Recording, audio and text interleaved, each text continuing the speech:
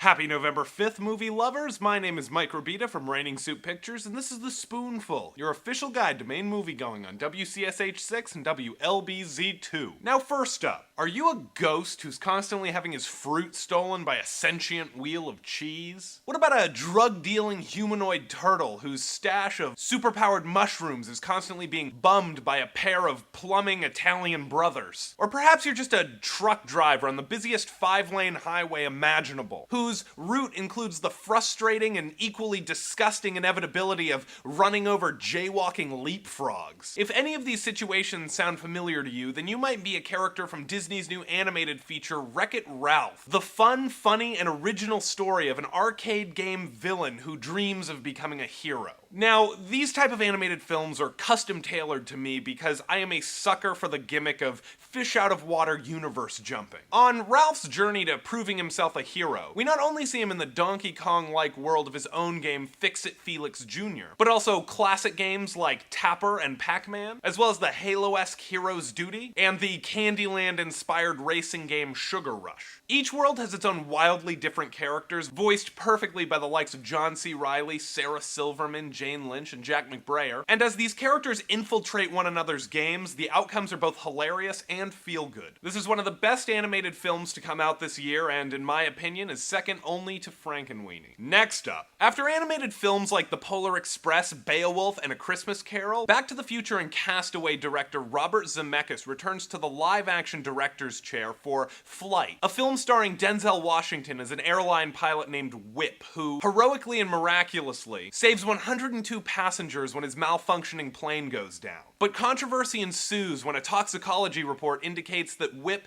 had both alcohol and cocaine in his system at the time of the crash. Now, Flight had the potential to be an edge-of-your-seat, compelling drama about a man struggling with morality, addiction, and the stresses of being declared a hero in the public eye. The problem with Flight is that after the first 25 minutes or so after the plane crash happens, which I have to say is one of maybe the most thrilling disaster sequences ever put on film, you really feel like you are in that plane as it's going down. Barely any of the resulting drama was a fraction as compelling or interesting. In fact, I'd go so far as to say that Whip's resulting emotional roller coaster is kind of conventional and familiar, especially for this time of year. You see, every year around November or December, just in time for Oscar eligibility, a slew of great actors and actresses, and some not so great actors and actresses, play alcoholics and addicts, seemingly because historically, those are the roles that catch the eye of Oscar voters. Now, I'm not saying that Denzel Washington's performance wasn't great, it really was. He hit the nail on the head just like he always does. His character just didn't provide the cinematic world with any new perspective or insight into the life of an addict or an alcoholic.